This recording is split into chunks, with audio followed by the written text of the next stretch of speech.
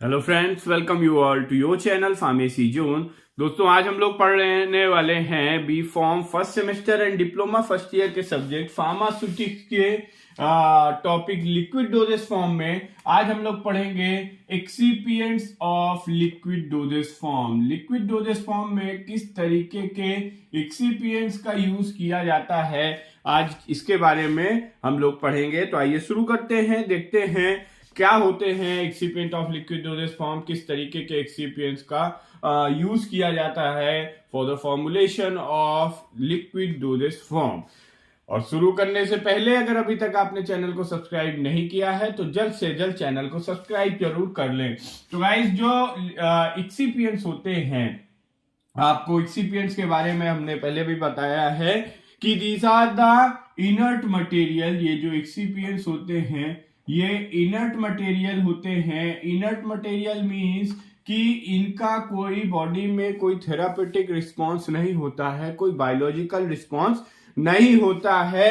They are use to support the formulation. Formulation को support करने के लिए ये यूज किए जाते हैं और इनका कुछ एक पर्टिकुलर फंक्शन होता है, but they do not produce any biological response. और भी कुछ इसकी कैटेगरीज होती है, जैसे कि जो हम एक्सिपिएंट यूज कर रहे हैं, क्योंकि हमने कहा कि ये हमारी फॉर्मुलेशन को सपोर्ट करने के लिए यूज किया जाता है। जो हम एपीआई का यूज कर रहे हैं, इसके साथ उस एपीआई को सपोर्ट करने के लिए ये यूज किया जाता है। तो जो हमारा इनर ये मटेरियल होना चाहिए, ये किसी भी तरीके की इनकॉम्पेटिबिलिटी ना प्रोड्यूस करे, हमारे फॉर्मुलेशन में किसी भी तरीके की टॉक्सिसिटी ना प्रोड्यूस करे। तो यही एक्सिपिएंट्स की कुछ क्वालिटीज होती हैं। और लिक्विड डोजेस फॉर्म में लिक्विड डोजेस फॉर्म को बनाने के लिए हम जिन एक्सिपिएंट का यूज करते हैं, हम उनको 3 कैटेगरीज में डिवाइड करते हैं। 3 कैटेगरीज में डिवाइड करके हम उनको देखेंगे कि कौन कौन से हमारे एक्सिपिएंट्स होते हैं for the liquid dosage form. तो जो सबसे पहला एक्सिपिएंट है जिसकी मेन जरूरत है कि जैसे हम कहां पे बात कर रहे हैं, लिक्विड डोजेस फॉर्म की, तो यानी कि हमारा जो सोल्यूट होगा लिक्विड डोजेस फॉर्म, यानी इस लिक्विड डोजेस फॉर्म को अगर हम एकदम सिंपल वर्ड में समझें तो हमें सबसे सिंपल अगर तो हमें सॉल्यूशन बनाना होगा। सॉल्यूशन में 2 चीजें होंगी, सोल्यूट एंड सॉल्वेंट। सोल्यूट हमारा एपीआई हो गया, अब सॉल्वेंट हम जो लेंगे तो सब वो भी एक तरीके का एक्सिपिएंट होगा कि जिसमें हमारा ड्रग मटेरियल डिसॉल्व हो। हमारा जो एपीआई होंगे ये सॉलिड फॉर्म में ही होंगे, पाउडर फॉर्म में होंगे। अब इनको हम लिक्विड मीडियम में कन्वर्ट करने के लिए हम इनको डिसॉल्व करेंगे इन अप्रोप्रिएट सॉल्वेंट। तो जो सबसे पहला एक्सिपिएंट है हमारा, इसे हम कह सकते हैं वेहिकल या सॉल्वेंट। वेहिकल का मतलब क्या होता है कि आप सबने बाइक यूज करते हैं, हम कोई भी ट्रांसपोर्टेशन के लिए व्हीकल्स यूज करते हैं। तो वो व्हीकल क्या करते हैं, हमें एक जगह से दूसरी जगह पहुंचाने का काम करते हैं। यानी हम सिंपल टर्म्स में अगर इसको कहें तो व्हीकल को हम कहते हैं माध्यम। तो ये भी एक व्हीकल, ये सॉल्वेंट एक माध्यम है जो कि इस एपीआई को, इस पाउडर को लिक्विड फॉर्म में कन्वर्ट करने का काम करता है। तो एक जो हमारा फर्स्ट एक्सिपिएंट हो गया, दैट इज व्हीकल।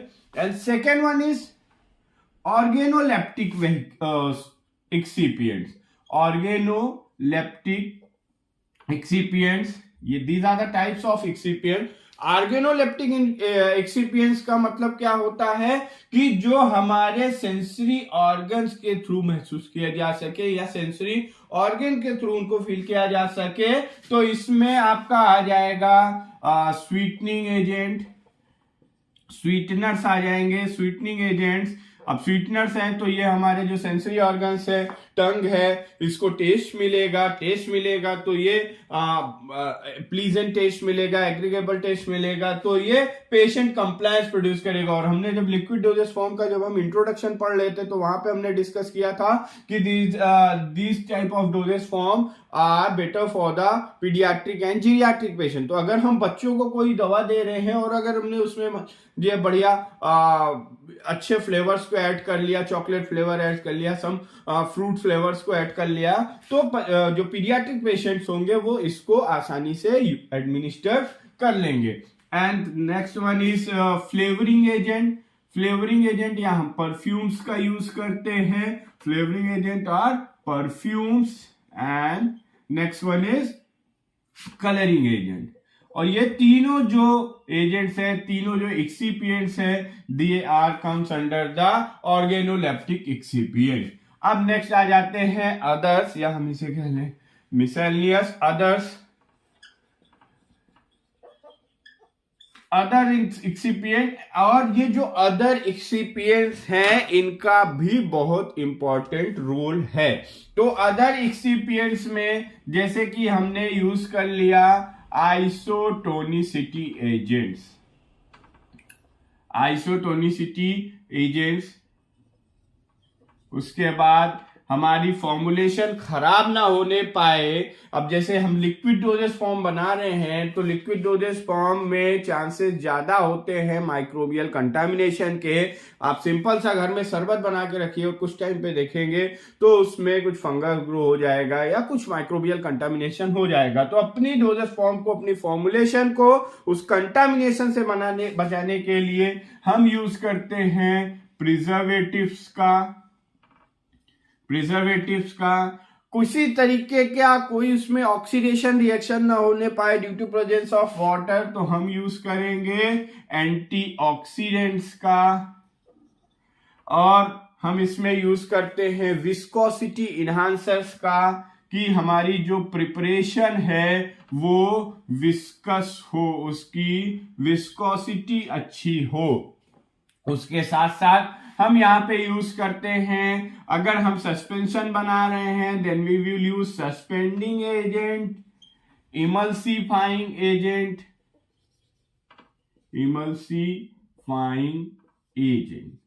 तो ये कुछ टाइप के एक्सिपिएंट्स हैं जिनका हम यूज करते हैं। और यहाँ पे व्हीकल्स में, या इसमें कह लीजिए हम बफर्स का भी यूज करते हैं।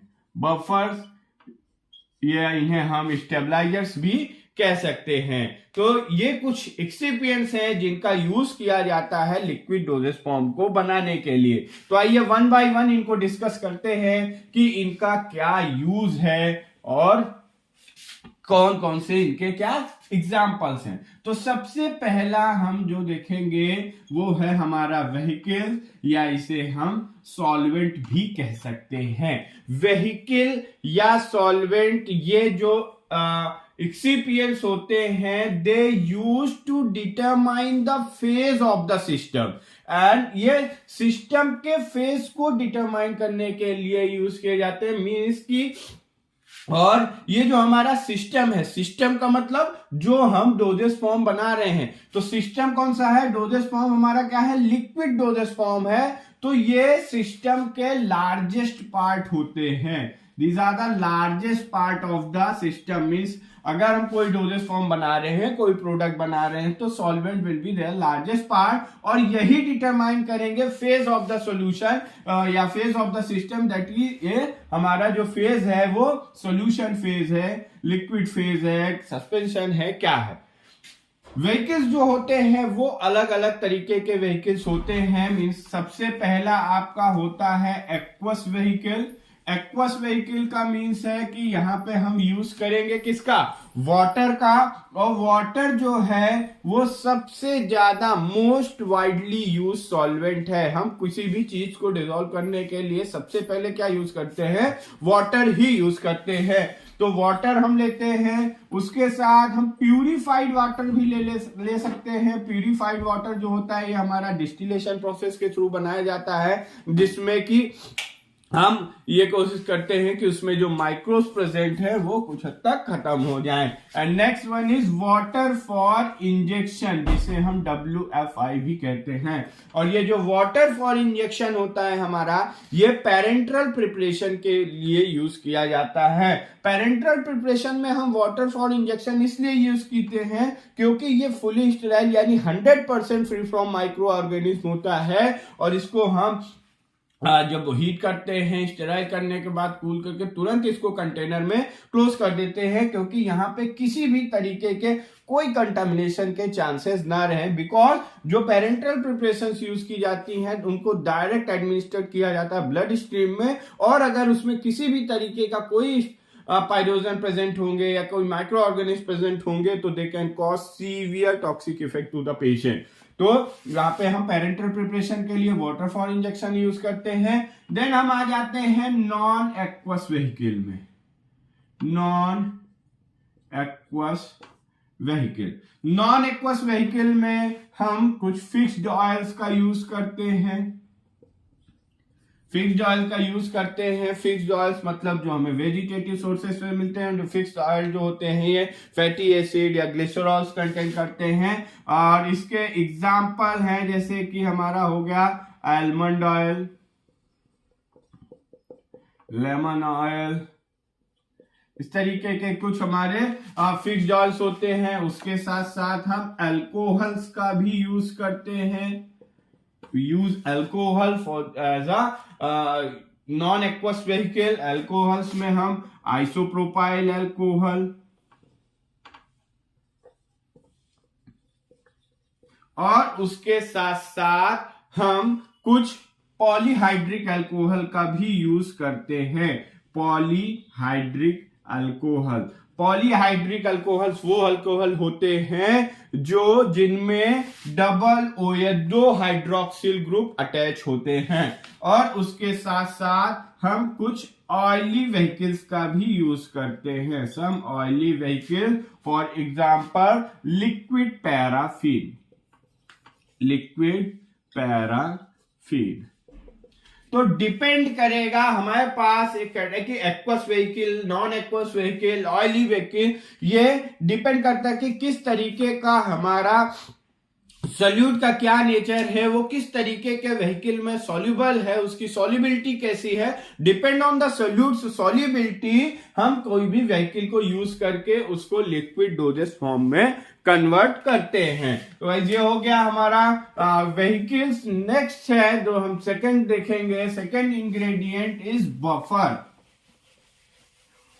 यहां पे दिया हुआ है, ये बफर्स का भी हम यूज करते हैं। और ये जो बफर्स होते हैं हमारे, बफर क्या काम करते हैं, किसी भी सॉल्यूशन के पीएच को मेंटेन करने का काम करते हैं। Buffer are use for maintaining the pH of any solution. तो जो बफर्स यूज किए जाते हैं, जैसे अगर हम कोई वीक एसिड यूज कर रहे हैं तो वीक एसिड के साथ हम इसका साल्ट यूज करेंगे, तो इसी को कहा जाता है बफर। तो जैसे कि मान लीजिए हमने एसिटिक एसिड यूज किया, एसिटिक एसिड के साथ हम एसीटेट बफर का यूज करते हैं। मींस इसी के हम अगर साल्ट का यूज कर लेंगे तो दैट विल एक कॉफी ले लो। Acetate buffer. और अगर हम यहीं पे कोई वीक बेस यूज कर रहे हैं तो हम उसके साल्ट को यूज कर लेंगे।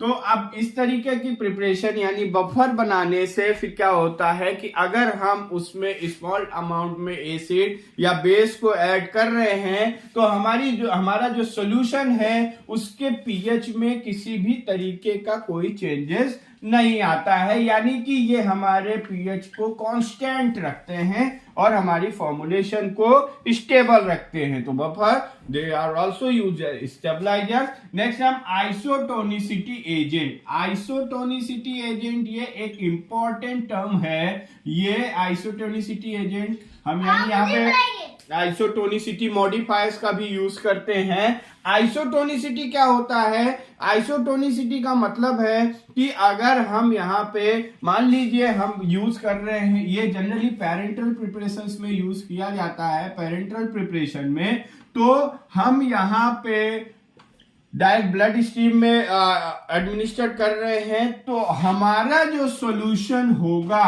हमारा जो प्रिपरेशन होगी, इस प्रिपरेशन की जो आइसोटोनिक मीन्स की इस प्रिपरेशन का हम कह सकते हैं जो ऑस्मोटिक प्रेशर होगा या जो इसमें इलेक्ट्रोलाइट कंसंट्रेशन होगी वो सेम एज जो हमारा बायोलॉजिकल फ्लूइड में है, यानी जो हमारे ब्लड प्लाज्मा में है उसी के सिमिलर कंसंट्रेशन या सिमिलर आइसोटोनिक प्रेशर होना चाहिए। जैसे कि मान लेते हैं यहाँ पे हमारे आरबीसी में हमारी जो सोडियम क्लोराइड की कंसंट्रेशन होती है that is 0.9% weight by volume. तो इस हमारी जो प्रिपरेशन है इसकी भी कंसंट्रेशन 0.9% वेट बाय वॉल्यूम ही होनी चाहिए। अगर इसकी कंसंट्रेशन कम होती है यानी ये हाइपोटोनिक हो जाता है या हाइपरटोनिक हो जाता है, कम होती है या ज्यादा हो जाएगी ये कंसंट्रेशन, तो ये क्या करेगा, ये प्रिपरेशन जब आरबीसी के अंदर जाएगी, सेल्स के अंदर जाएगी, तो ये सेल को डैमेज कर सकती है। और अगर सेल को डैमेज करेगी तो पेशेंट को टॉक्सिक इफेक्ट प्रोड्यूस होगा, उसको एडवर्स इफेक्ट प्रोड्यूस होगा। तो इसी एडवर्स इफेक्ट को बचाने के लिए हम यूज करते हैं आइसोटोनिसिटी मॉडिफायर्स का। और इसके जो एग्जांपल्स हैं हम यहाँ पे यूज करते हैं डेक्सट्रोज का, सोडियम क्लोराइड का। तो these are the isotonicity agent which are used in the liquid dosage form for maintaining the osmotic pressure। और नेक्स्ट वन है हमारा प्रिजर्वेटिव। प्रिजर्वेटिव्स क्या करते हैं, प्रिजर्वेटिव्स का यूज किया जाता है टू, जैसे इसके नाम पे ही जाइए तो ये क्या है, प्रिजर्व। प्रिजर्व यानी ये हमारी फॉर्मुलेशन को बचाने का काम कर रहे हैं। और ये हमारे फॉर्मुलेशन को बचाएंगे किससे, the preservatives are used to preserve the formulation from any type of microbial contamination. तो यहाँ पे हम आइसोप्रोपाइल बेंजेट का यूज करते हैं, अलग अलग तरीके फेनॉल्स होते हैं, अलग अलग तरीके के प्रिजर्वेटिव्स का यूज किया जाता है टू प्रिजर्व द फॉर्मुलेशन। और नेक्स्ट वन इज आपका है एंटीऑक्सीडेंट। एंटीऑक्सीडेंट जैसा कि इसके नाम से ही पता चल रहा है, ये क्या है, एंटीऑक्सीडेंट यानी ऑक्सीडेशन रिएक्शन को रोकने के लिए ये यूज किए जाते हैं। अगर हमारे oxidation reaction, these are the chemical degradation reaction, chemical degradation pathways, तो ये अगर हमारी फॉर्मुलेशन में हो जाएंगे तो क्या करेंगे कि हमारे रिएक्शन को ये डैमेज कर सकते हैं या उसको डिग्रेड, हमारे जो प्रिपरेशन है उसको डिग्रेड कर सकते हैं। तो इसके लिए हम उनमें एंटीऑक्सीडेंट का यूज करते हैं। इसका एग्जांपल है टोकोफेरॉल्स हैं, पोटेशियम परमैंगनेट है KMnO4, पोटेशियम परमैंगनेट का हम यूज करते हैं। तो these are the examples of antioxidant। and next one is viscosity enhancer। viscosity enhancer का मतलब क्या है कि ये हमारी प्रिपरेशन को विस्कस बनाने का काम करते हैं। विस्कस मीन्स होता है गाढ़ा, तो ये हमारी प्रिपरेशन को, उसकी विस्कोसिटी को इंक्रीज करने का काम करते हैं। कैसे, पहले तो हम देख लेते हैं क्यों जरूरत पड़ती है विस्कोसिटी को इंक्रीज। अगर आप कोई प्रिपरेशन बना रहे हैं, कोई लोशन बना रहे हैं या कोई हम ऑप्थेल्मिक प्रिपरेशन बना रहे हैं, तो वो क्या होगा, अगर वो गाढ़ा नहीं होगा, वो विस्कस नहीं होगा। मान लीजिए हम आंखों में कोई सोल्यूशन, कोई ड्रॉप डाल रहे हैं और अगर वो विस्कस नहीं होगा तो वो आंखों में टिकेगा ही नहीं, वो आंसू के जैसे बाहर आ जाएगा। क्योंकि आपने देखा जो टीयर्स आते हैं, जो आंसू आते हैं, वो बिल्कुल ही विस्कस नहीं होते, बिल्कुल ही गाढ़े नहीं होते, इसीलिए वो बह चलते हैं। तो अगर आपका जो प्रिपरेशन हम बना रहे हैं वो भी विस्कस नहीं होगी तो वो भी बह जाएगी। तो इसीलिए हमारी प्रिपरेशन हम जहां पे भी यूज कर रहे हैं, आंखों में यूज कर रहे हैं, तो वो हमारी आंखों में टिके, वहां पे वो रुके कुछ देर तक। इसके लिए हम विस्कोसिटी इनहांसर्स का यूज करते हैं। और यहाँ पे हम यूज करते हैं कुछ जेल फॉर्मिंग एजेंट का।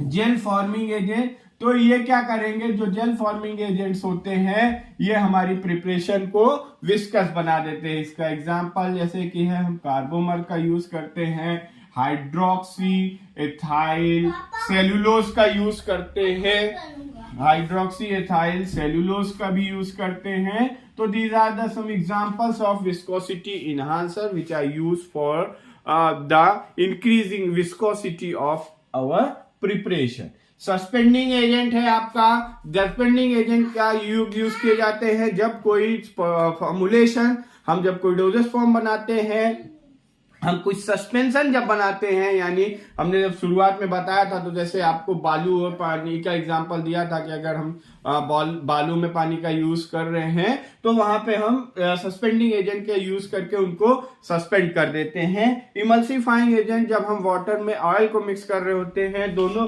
किसी दो इमिसिबल लिक्विड्स को यूज करके हम उसको मिसिबल बनाने के लिए यूज करते हैं इमल्सिफाइंग एजेंट का। उसके साथ फिर नेक्स्ट आपके colouring agent, flavouring agent, sweetening agent है। कलरिंग एजेंट कलर को बढ़ाने के लिए, स्वीटनिंग एजेंट फ्लेवर को इंक्रीज, स्वीटनर को इंक्रीज करने के लिए उसमें सबसे बेस्ट जो यूज किए जाने वाला है that is sucrose. Water soluble होता है, वो बहुत ही वाइडली यूज किया जाता है क्योंकि वो बीटर और साल्टी टेस्ट को भी मास्क कर देता है। अब इसमें गाइस एक हम लोग का छूट गया, व्हीकल्स में ही हम यूज करते हैं को सॉल्वेंट का। ये काफी इंपॉर्टेंट टर्म था, ये मिस हो गया था। तो को सॉल्वेंट हमारे जो क्या होते हैं, को मीन्स यहाँ पे आपको देखिए नाम से ही पता चल रहा होगा कि these are use with the solvent, ये सॉल्वेंट के साथ यूज किए जाते हैं। कई बार क्या होता है कि जैसे हमारा मान लीजिए कोई भी इंग्रेडिएंट है वो वाटर में सॉल्युबल नहीं है, वो किसी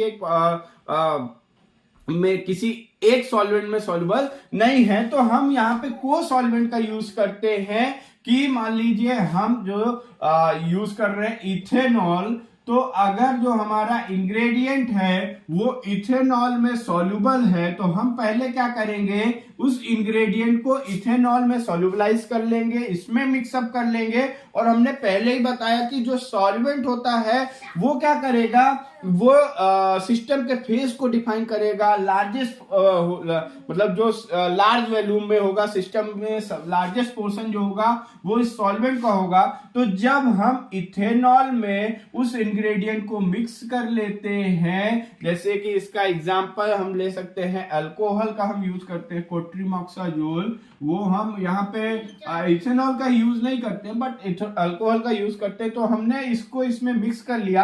अब ये किस फेज में हो जाएगा, ये अल्कोहलिक प्रिपरेशन हो, और इथेनॉल यानी अल्कोहल जो है ये वाटर सॉल्युबल है, तो हम यहाँ इसको फिर वाटर में सॉल्युबल कर लेंगे, वाटर में मिक्स कर लेंगे। तो यही कि पहले हमने उसको मिक्स किया उस सॉल्वेंट में, पहले हमने इंग्रेडिएंट को मिक्स किया उस सॉल्वेंट में जिसमें वो सॉल्युबल है, फिर फर्दर हमने उसको वाटर में मिक्स कर लिया, तो वो हमारा लिक्विड वाटर सॉल्युबल प्रिपरेशन बन जाएगी। और इसमें बेस्ट यूज किए जाने वाला है आपका इथेनॉल एंड वाटर। ये बेस्ट का मतलब ये सबसे ज्यादा यूज किए जाने वाले को-सॉल्वेंट्स हैं, और इनके डिटेल्स आपको डिस्क्रिप्शन बॉक्स में दिए गए पीडीएफ लिंक में मिल जाएंगी। और अगर आपको ये वीडियो पसंद आया हो, ये टॉपिक क्लियर हो, तो चैनल को सब्सक्राइब जरूर करें। Thank you.